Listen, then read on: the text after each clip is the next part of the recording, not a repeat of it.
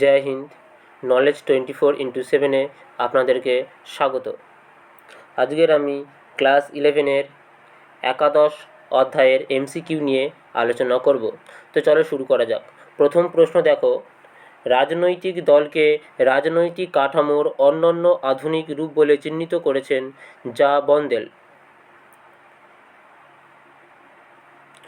সমরাজনৈতিক মতাদর্শ এ বিশ্বাসী কিছু লোকের সমষ্টিকে রাজনৈতিক দল বলে আখ্যা দিয়েছেন বেঞ্জামিন কনস্ট্যান্ট। Option B. পরের প্রশ্ন, যখন কোনো স্বীকৃত নীতির ভিত্তিতে একটি সংগঠিত জনসমষ্টি যৌথ প্রচেষ্টার মাধ্যমে জাতীয় স্বার্থ সংরক্ষণের জন্য সচেষ্ট হয়, তখন তাকে রাজনৈতিক দল বলে অভিহিত করেছেন এডমন্ড বার্গ। Option B. পরের প্রশ্ন দেখো, রাজনৈতিক দল হলো সমরাজনৈতিক মতাদর্শে বিশ্বাসী নাগরিকদের সেই সংগঠিত অংশ যা একটি রাজনৈতিক সংগঠন হিসেবে সরকারকে নিয়ন্ত্রণ করার চেষ্টা করে বলে অভিমত ব্যক্ত করেছেন গিলক্রিস্ট। Option A. পরের প্রশ্ন, রাজনৈতিক দল বলতে মোটামুটিভাবে সংগঠিত এমন একটি নাগরিক সম্প্রদায়কে বোঝায় যারা একটি রাজনৈতিক সংস্থা হিসেবে কাজ করে এবং যারা তাদের ভোটদান ক্ষমতার দ্বারা সরকারকে নিয়ন্ত্রণ ও সাধারণ নীতিগুলিকে কার্যকর করতে সক্ষম হয়। মন্তব্যটি করেছেন অপশান বি, গেটেল। প্রতিটি রাজনৈতিক দল বিশেষ একটি মতাদর্শের দ্বারা পরিচালিত হলেও তা জাতীয় স্বার্থের দ্বারা উদ্বুদ্ধ হয়ে দেশের সাধারণ স্বার্থ সম্পর্কিত বিষয়ে ব্যাপক কর্মসূচি গ্রহণ করে নির্বাচক মণ্ডলীর সমর্থন লাভের জন্য সচেষ্ট হয়। মন্তব্যটি করেছেন অপশান সি, বার্কার। পরের প্রশ্ন, সামাজিক ক্ষমতাকে রাজনৈতিক ক্ষমতায় পরিণত করার সর্বাপেক্ষা গুরুত্বপূর্ণ একটি হাতিয়ার হিসেবে রাজনৈতিক দলকে বর্ণনা করেছেন নিউম্যান। পরের প্রশ্ন, রাজনৈতিক দল হলো এমন একটি সংঘ যার একটি নির্দিষ্ট কাঠামো আছে। মন্তব্যটি করেছেন দুভারজার। Option A. পরের প্রশ্ন, আধুনিক রাজনৈতিক দশকে সামাজিক গোষ্ঠী ও সামাজিক শ্রেণীর বেসরকারি ও পরোক্ষ প্রতিনিধিদের এজেন্সি বলে বর্ণনা করেছেন আভেরি লিজারসন। Option B. পরের প্রশ্ন, রাজনৈতিক দল হলো ব্যক্তিসমূহের কিংবা নির্দিষ্ট স্বার্থগোষ্ঠীর এমন একটি সুসংবদ্ধ ও অপেক্ষাকৃত স্থায়ী সংগঠন যার উদ্দেশ্য হলো নিজ সদস্যদের সরকারি ক্ষমতায় প্রতিষ্ঠিত করে ঈপ্সিত নীতি অনুসরণ ও কার্যকর করা। এই সংজ্ঞাটি প্রদান করেছেন সুলজ। Option A. আধুনিক অর্থে রাজনৈতিক দল হলো এমন একটি অপেক্ষাকৃত স্থায়ী সামাজিক সংগঠন যা সরকারের ক্ষমতাসূচক পদগুলি অধিকার করতে চায় এবং যার একটি সাংগঠনিক কাঠামো থাকে। রাজনৈতিক দলের এই সংজ্ঞাটি প্রদান করেছেন William chambers. Option A, William chambers. পরের প্রশ্ন, রাজনৈতিক দল বলতে সেই সংগঠনকে বোঝায় বিভিন্ন অঞ্চলে যার শাখা থাকে যা নির্বাচনে সাধারণ মানুষের সমর্থন অর্জনের চেষ্টা করে এবং এককভাবে বা অন্যান্য সংগঠনের সাহায্যে ক্ষমতা দখল করতে ও সেটিকে ধরে রাখতে সচেষ্ট হয়। মন্তব্যটি করেছেন মিরন ভাইনার ও জোসেফ পালোম্বারা। Option A. রাজনৈতিক দল হলো প্রতিটি শ্রেণীর রাজনৈতিক সংগ্রামের সর্বাপেক্ষা উদ্দেশ্যমূলক, ব্যাপক ও সুনির্দিষ্ট রাজনৈতিক হাতিয়ার। সংজ্ঞাটি প্রদান করেছেন লেনিন। ভারতে দলগুলিকে রাজনৈতিক দল হিসেবে কেবল স্বীকৃতি প্রদানই করে না, সেই সঙ্গে সেগুলিকে নির্দিষ্ট মানদণ্ডের ভিত্তিতে জাতীয় দল, আঞ্চলিক বা রাজ্য দল এবং স্বীকৃত রাজনৈতিক দল এই তিন ভাগে ভাগ করে দেয় নির্বাচন কমিশন বা ইলেকশন কমিশন। ভারতের রাজনৈতিক দলগুলি শ্রেণীবিভাজনের মাপকাঠি নির্ধারণ করে দেয় ইলেকশন কমিশন। Option A. লোকসভার নির্বাচন একটি রাজনৈতিক দল কমপক্ষে 3টি পৃথক পৃথক রাজ্য থেকে মোট আসনের অন্তত 2% অর্থাৎ অন্তত 11টি আসনে জয়ী হলে নির্বাচন কমিশন তাকে স্বীকৃতি দান করেন জাতীয় দল হিসেবে।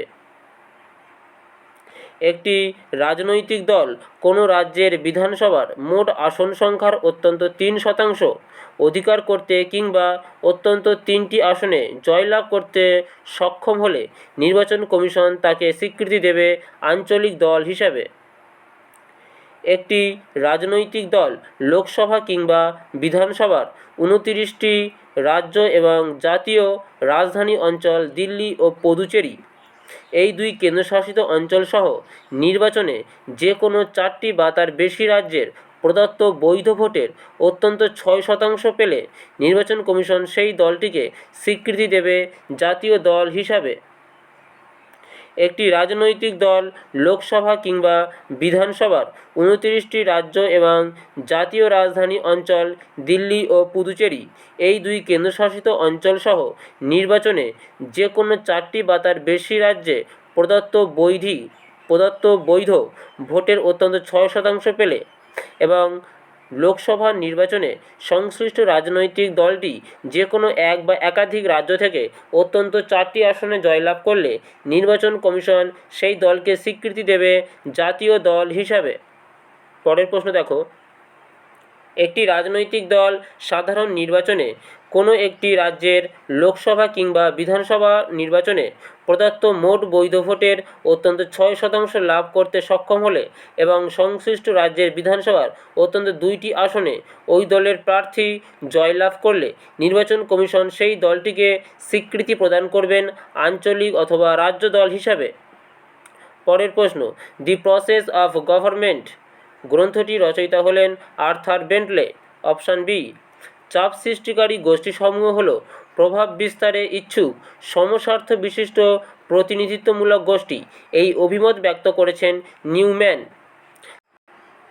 চাপ সৃষ্টিকারী গোষ্ঠী বলতে সেই সামাজিক ব্যক্তি সমষ্টিকে বোঝায় যারা সুসংহতভাবে ও সমলক্ষ্য বিশিষ্ট হয়ে রাজনৈতিক সিদ্ধান্ত গ্রহণ প্রক্রিয়াকে প্রভাবিত করার জন্য সচেষ্ট থাকে বলে অভিমত ব্যক্ত করেছেন বল ও মিলার। অপশান ডি, বল ও মিলার।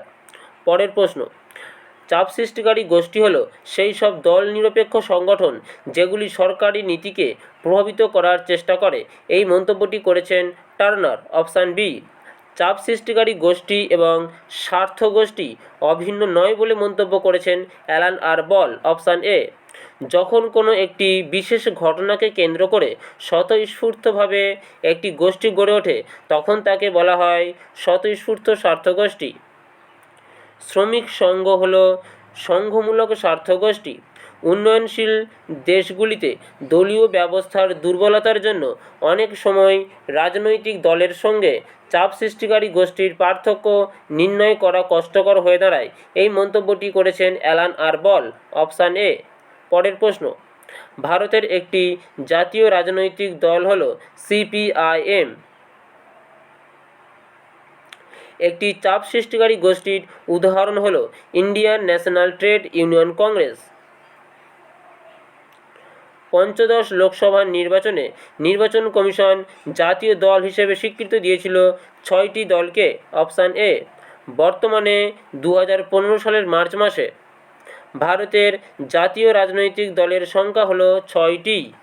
ষোড়শ লোকসভা নির্বাচনে 2014 নির্বাচন কমিশন আঞ্চলিক অথবা রাজ্য দল হিসেবে স্বীকৃতি দিয়েছিল 39টি দলকে। ভারতের দলীয় ব্যবস্থাকে আধিপত্যশীল দলীয় ব্যবস্থা বলে চিহ্নিত করেছেন মরিস জনসন ও অ্যালান আর বল, এরা দুজনেই মন্তব্য করেছেন। পরের প্রশ্ন, ভারতের বিভিন্ন রাজনৈতিক দলের উৎপত্তি ঘটেছে ভারতীয় জাতীয় কংগ্রেস থেকে। পরের প্রশ্ন, ভারতের রাজনৈতিক দল ব্যবস্থা সাংবিধানিক স্বীকৃতি পেয়েছে 52তম সংবিধান সংশোধনের মাধ্যমে। ভারতে নির্বাচনের সময় ব্যাপক প্রচারের জন্য যে বিপুল পরিমাণ অর্থ ব্যয়িত হয় সেই ব্যয় নির্বাহের জন্য রাজনৈতিক দলগুলিকে, বিশেষত দক্ষিণপন্থী ও মধ্যপন্থী দলগুলিকে বৃহৎ ব্যবসায়ী ও সম্পদশালী ব্যক্তিদের ওপর নির্ভরশীল থাকতে হয় বলে মন্তব্য করেছেন শ্রীধরন। Option A. পারিবারিক ও গোষ্ঠীগত শাসনকে ভারতীয় দলব্যবস্থার অন্যতম উল্লেখযোগ্য বৈশিষ্ট্য হিসেবে চিহ্নিত করেছেন জোয়া হাসান। Option A. জোয়া হাসান। যার নেতৃত্বে দ্বিতীয় ইউপিএ সরকার গঠিত হয়েছিল তিনি হলেন ডক্টর মনমোহন সিং। 2014 সালে অনুষ্ঠিত ষোড়শ লোকসভা নির্বাচনে একক সংখ্যাগরিষ্ঠতা লাভ করেছে ভারতীয় জনতা পার্টি। ভারতের জাত কাঠামো হলো এমন এক ধরনের মুখ্য সাংগঠনিক ব্যবস্থা যাকে আশ্রয় করে রাজনীতি পরিপুষ্ট লাভের চেষ্টা করে। ফলে রাজনীতির ক্ষেত্রে জাতপাতের ভূমিকা বিশেষ গুরুত্বপূর্ণ হয়ে উঠেছে বলে মন্তব্য করেছেন রজনী কোঠারি। পরের প্রশ্ন, ভারতের রাজনৈতিক দলব্যবস্থা সাংবিধানিক স্বীকৃতি পায় 1985 সালে।